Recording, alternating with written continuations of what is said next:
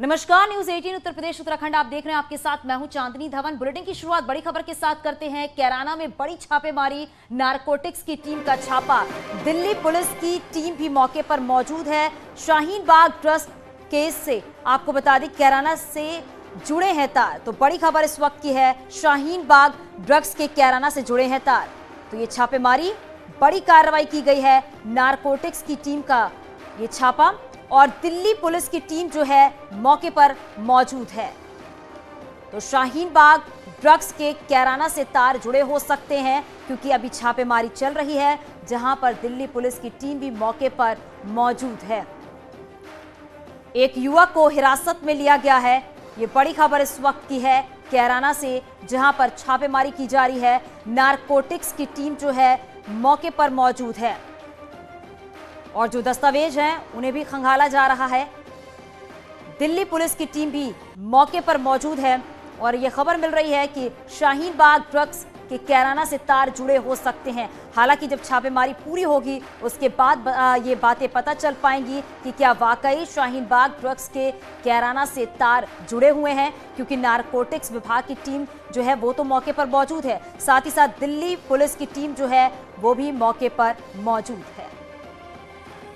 हमारे सहयोगी Shahnawaz phone line पर जुड़ गए हैं। शहनवाज, इस छापेमारी को लेकर क्या कुछ जानकारी मिल पा रही है? जनपद के कैराना में चल रही है। कैराना पहले से भी चर्चित रहा है और जो शाहीन बाग के जो ड्रग्स कांड के जो तार जुड़े हुए हैं कहीं ना कहीं कैराना से भी जुड़े हुए हैं। तो कैराना में नारकोटिक्स की टीम, दिल्ली पुलिस की टीम लगातार छापेमारी कर रही है। मेडिकल स्टोरों पर जांच की जा रही है। हालांकि चर्चा ये भी है कि एक युवक को नारकोटिक्स की टीम ने हिरासत में लिया है, जिसको लेकर वह दिल्ली के लिए रवाना हो गए हैं। तो जो शाहीन बाग में ड्रग्स बरामद हुआ था उसकी जांच पड़ताल के लिए कैराना में आज नारकोटिक्स की टीम और दिल्ली पुलिस की टीम पहुंची थी। कई जगहों पर छापेमारी की गई, मेडिकल स्टोरों पर छापेमारी की गई, कैराना के कई घरों में छापेमारी की गई। तो इससे साफ जाहिर है कि जो ड्रग्स शाहीन बाग में दिल्ली में बरामद हुआ था उसके तार कैराना से भी जुड़े हुए हैं। जी शहनवाज, आपसे ये भी जानना चाहेंगे कितने बजे से ये छापेमारी चल रही है और आसपास से और क्या कुछ जानकारी मिल पा रही है, क्योंकि एक युवक को भी हिरासत में लिया गया है, उसको लेकर क्या जानकारी मिल पा रही है? देखिए, जो ये नारकोटिक्स टीम की जो छापेमारी है सुबह लगभग जो है 12 बजे से कैराना में चल रही है और अब जो टीम है वो दिल्ली के लिए रवाना हो गई है। आसपास के लोगों की जो मेडिकल स्टोर पर जहां जहां छापेमारी हुई है उनसे बात की गई तो उन्होंने कुछ भी बताने से इनकार कर दिया। हालांकि आसपास के लोगों ने बताया कि जो पूरी जांच हुई है वो शाहीन बाग में ड्रग्स जो बरामद हुआ है उसको लेकर बातचीत हो रही थी और जिस युवक को हिरासत में लिया गया है वह युवक उत्तराखंड के टिहरी गढ़वाल का रहने वाला है, जो अपने रिश्तेदारों के यहाँ कैराना में एक मेडिकल स्टोर पर कार्य करता था, यहीं पर रह रहा था, उसको हिरासत में लिया है। हालांकि मेडिकल संचालकों ने इस पूरे मामले में कुछ भी बताने से भी इनकार किया है। तो जो चर्चाएं हैं क्षेत्र में वो यही है कि जो जिस युवक को हिरासत में लिया गया है वह शाहीन बाग के ड्रग्स मामले में संदिग्ध माना जा रहा है। जी बिल्कुल शहनवाज, आप नजर बनाए रखिएगा इस खबर पर। बहुत शुक्रिया इस पूरी जानकारी के लिए।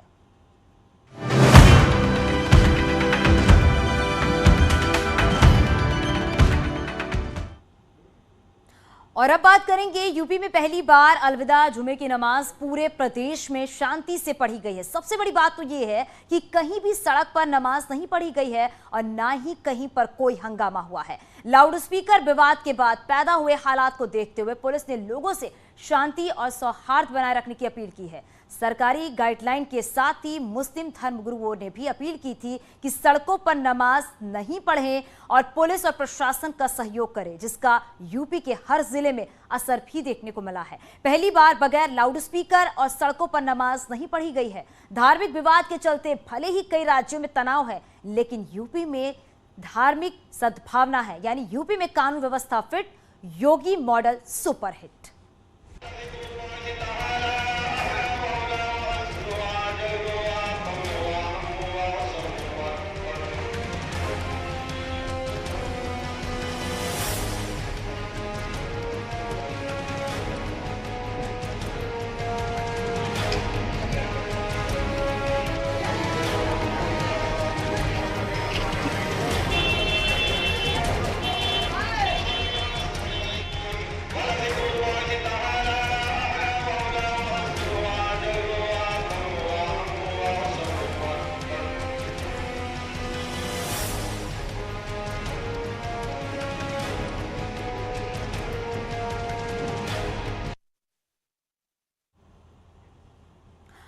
तो पहले अलविदा की नमाज पर कुछ ना कुछ विवाद होता रहता था, लेकिन पहली बार ऐसा हुआ है।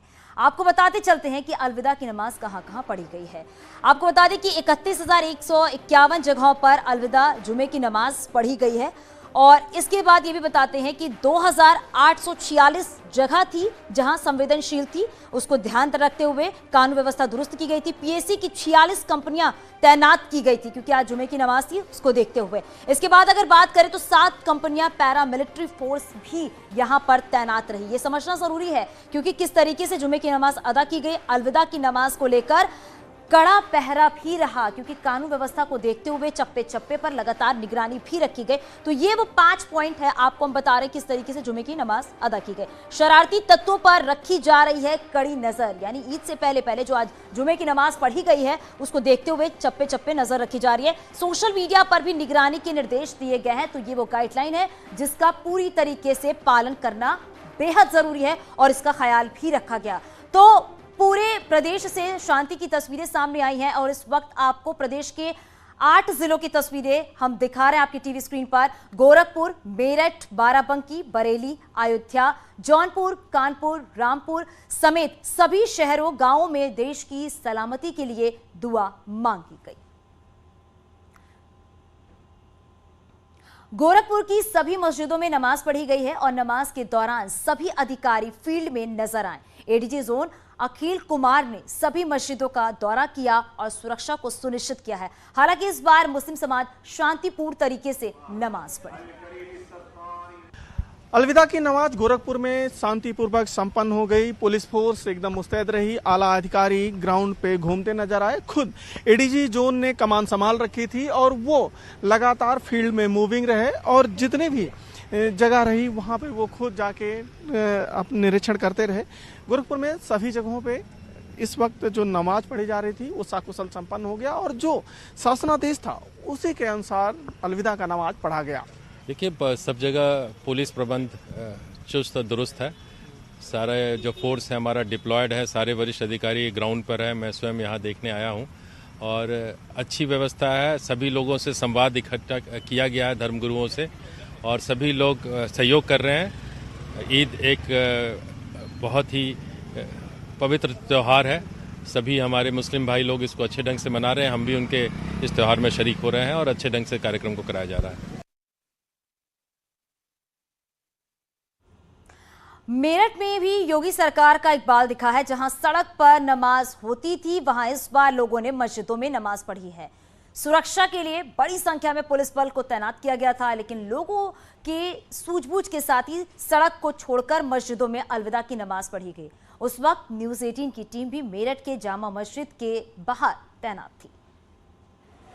मेरठ में इस समय अलविदा जुम्मे की नमाज चल रही है। मेरठ काफी सेंसिटिव माना जाता है और ये वो सड़कें हैं जहां पर नमाज सड़कों पर हुआ करती थी 2 साल पहले, लेकिन कोरोना काल के बाद ये पहला मौका है जब नमाज मस्जिदों के अंदर हो रही है। मैं आपको दिखा सकता हूं तस्वीरें। सुरक्षा की दृष्टि से भारी पुलिस बल, आरएएफ बल तैनात है यहाँ पर। आप देख सकते हैं कि लाइन से पुलिसकर्मी खड़े हैं ताकि किसी को कोई दिक्कत ना हो। कोई भी सुरक्षा में जो बाधक है, जो भी न्यूसेंस करना चाहता हो, उसके हौसले इस कदर ना हो सके कि वो न्यूसेंस कर पाए। आप देख सकते हैं शांतिपूर्ण तरीके से नमाज चल रही है इस समय और ये मेरठ की जामा मस्जिद की तस्वीरें हैं। मेरठ की सबसे बड़ी मस्जिद इसको कहा जाता है और इसी मस्जिद में सैकड़ों लोग एक साथ नमाज पढ़ते हैं। लोग मस्जिद के अंदर नमाज पढ़ पाएं इसके लिए व्यवस्था की गई है। अलग अलग समय पर नमाज की व्यवस्था की गई है। आप देख सकते हैं लोग आ रहे हैं, नमाज पढ़ रहे हैं और निकल कर जा रहे हैं। यानी इबादत गाह पूरी तरह से धार्मिक आस्था से ओतप्रोत है और यहाँ पर लोग अपने लिए, अपने ईश्वर से यहाँ पर दुआएं कर रहे हैं और यही कह रहे हैं कि यहाँ पर लोगों की सभी इच्छाओं को पूरे किए जाए। लेकिन जिस तरीके से एक तस्वीर 2 साल पहले दिखती थी, जो सड़कों पर नमाज होती थी, वो अब बंद हो गई। खुद आईजी भ्रमणशील हैं, रेंज में दौरा कर रहे हैं और वो यही सुनिश्चित कर रहे हैं कि कोई भी सड़कों पर नमाज ना पढ़े। ये नमाज प्रशासन की जो तरफ से हो रही है, ये अच्छी बात है बहुत ज़्यादा, क्योंकि लोग बाग सड़कों पर नमाज पढ़ते थे। बाय टाइम ये होता था कि गंदी नाली का पानी भी जैसे छींट आ जाती थी, उससे भी बचाव हो रहा है। और मस्जिद में नमाज हो रही है, बहुत अच्छी बात है। प्रशासन बहुत अच्छा काम कर रही है, इस बात के लिए बहुत मेरे धन्यवाद है। हाँ, पहले जो सड़कों पे नमाज होती थी, अब इनकी बोर्ड ने, नमाज बोर्ड ने, जो अभी भैया बता रहे हैं कि उन्होंने ये कहा कि अब जहाँ मस्जिद के अंदर नमाज पढ़ी जाए, तो ये बहुत अच्छी बात है। कि एक जरा सी बात यह है कि जैसे इस सड़कों पे बैठते थे, सड़कों पे भी बैठते थे, कोई भी किसी प्रकार का कोई भी बच्चा, ये हिंदू एरिया, कोई भी अगर बच्चा कुछ कर देता तो एक विवाद भी हो सकता था।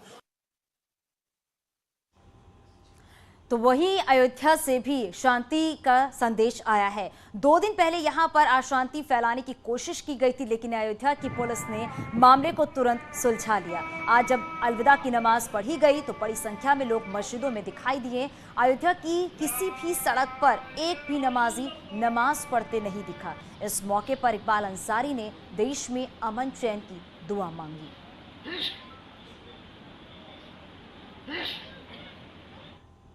रामपुर में अलविदा की नमाज पर एकता की मिसाल देखी गई है। मस्जिद के बाहर नमाजियों पर फूल बरसाए गए हैं।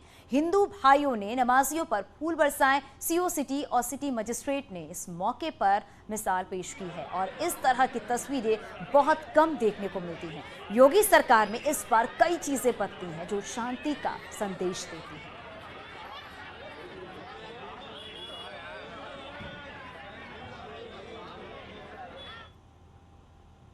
तो शांतिपूर्ण तरीके से सब कुछ संपन्न हो गया, लेकिन इसके लिए पुलिस ने बड़ी तैयारी की थी। अलविदा की नमाज को लेकर कड़ा पहरा था, ये भी आपको बताते हैं। कहां कहां पर था ये भी आपको बताते हैं। अलविदा की नमाज को लेकर कड़ा पहरा रहा, देखने को मिला। सुरक्षा व्यवस्था काफी अच्छी रही। 2846 संवेदनशील स्थानों पर अतिरिक्त सुरक्षा बढ़ा दी गई थी, क्योंकि चप्पे चप्पे पर लगातार निगरानी रखी जा रही थी। हर स्तर पर पूरी तरह से सतर्कता जो है वो बढ़ती जा रही थी, क्योंकि जो गाइडलाइंस बनाए थे उसका पूरी तरीके से पालन करना था। और यह भी देखा गया कि हर जगह किस तरीके से सुरक्षा व्यवस्था देखने को मिले। शरारती तत्वों पर कड़ी नजर रखी जा रही थी, क्योंकि आज नमाजी नमाज अदा कर रहे थे और जगह जगह पर निगरानी भी लगातार रखी जा रही थी। तो ये वो पॉइंट्स आपको बता रहे हैं। सोशल मीडिया पर खास तौर पर निगरानी रखी जा रही है, नजर रखी जा रही है, क्योंकि अफवाहें बहुत तेजी से फैलती हैं। तो धर्मगुरुओं ने भी अपील की थी कि सड़क पर नहीं, मस्जिद में नमाज पढ़ें। नमाज के लिए सड़क बंद नहीं की जाएगी। ये भी आपको बताते हैं कि सड़क पर नमाज नहीं पढ़ना है, मस्जिद में नमाज पढ़ना है। ये भी बात सामने निकल कर आई है, क्योंकि अपील की गई थी धर्मगुरुओं की तरफ से। नमाज के लिए सड़क बंद नहीं की जाए, क्योंकि पहले देखा जाता था कि जब नमाजी नमाज करते तो उस रास्ते को बंद किया जाता था। नमाज के दौरान सड़कों पर आवाजाही बाधित ना हो, इन बातों का भी ख्याल रखा गया था। और हमारे साथ हमारे सहयोगी रामगोपाल हमारे साथ जुड़ गए हैं। रामगोपाल, अगर बात करें, क्योंकि देखा गया है कि जो कानून व्यवस्था है वो किस तरीके से दुरुस्त हुई है ये समझा जा सकता है, और जो नियम कानून बनाए गए हैं उसका पूरी तरीके से आज पालन भी किया गया है अलविदा की नमाज पर।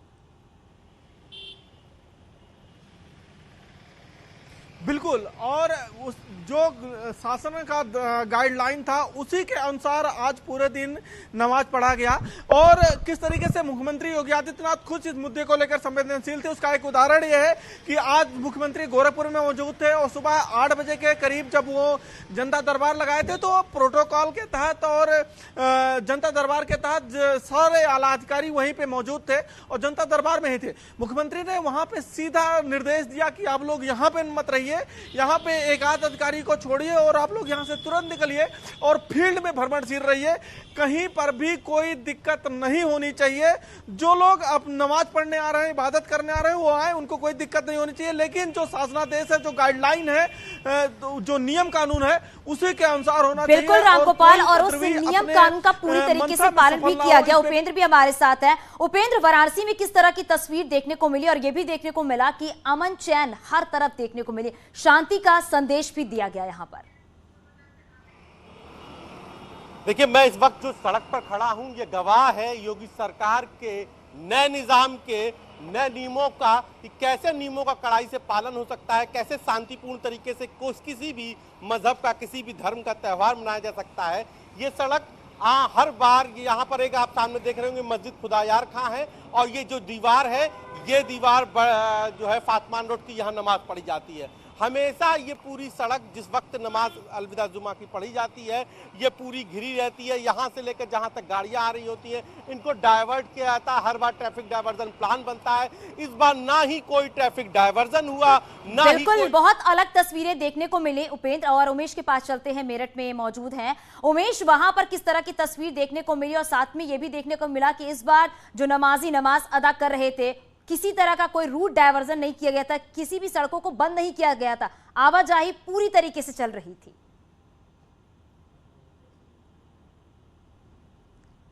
जी हाँ, निश्चित तौर पर यह बड़ी उपलब्धि है। समूचे पश्चिमी उत्तर प्रदेश में अलविदा जुमे की नमाज शांतिपूर्ण ढंग से संपन्न हो गई। मेरठ, बागपत, मुजफ्फरनगर, शामली और रामपुर, संभल, मुरादाबाद समेत समूचे पश्चिमी उत्तर प्रदेश में अलविदा जुमे की नमाज शांतिपूर्ण ढंग से संपन्न हुई और एक भी नमाजी सड़क पर नजर नहीं आया। सड़क पर एक भी नमाजी किसी भी जिले में नजर नहीं आया। निश्चित तौर पर यह बहुत बड़ी उपलब्धि है। मेरठ की इमलियान मस्जिद में नमाज पढ़ी गई, मस्जिद के अंदर नमाज पढ़ी गई। मेरठ के शाही जामा मस्जिद में नमाज पढ़ी गई, मस्जिद के अंदर नमाज पढ़ा गई। तो निश्चित तौर पर समूचे पश्चिमी उत्तर प्रदेश में एक बिल्कुल उमेश, ये कहा जा सकता है कि जो कानून व्यवस्था बनाए गए हैं, जो नियम कानून बनाए गए हैं, उसका पूरी तरीके से यहां पर पालन किया गया और एक शांति का पूरे देश में संदेश भी दिया गया। बहुत शुक्रिया आप सभी का इस पूरी जानकारी के लिए। और इसी बीच हरदोई से खबर मिल रही है, अवैध असलहों का जखीरा बरामद हुआ है। राइफल, तमंचे के साथ ही 10 हथियार बरामद किए गए हैं। आधे बने हथियार और बनाने के उपकरण बरामद किए गए हैं। पुलिस ने 4 लोगों को गिरफ्तार किया है। एक भट्टे के पीछे खेत चल रही थी फैक्ट्री और उल्लापुर में पकड़ी गई है अवैध असलहा फैक्ट्री। ये बड़ी खबर इस वक्त की है। तो उल्लापुर में अवैध फैक्ट्री का भंडाफोड़ हुआ है।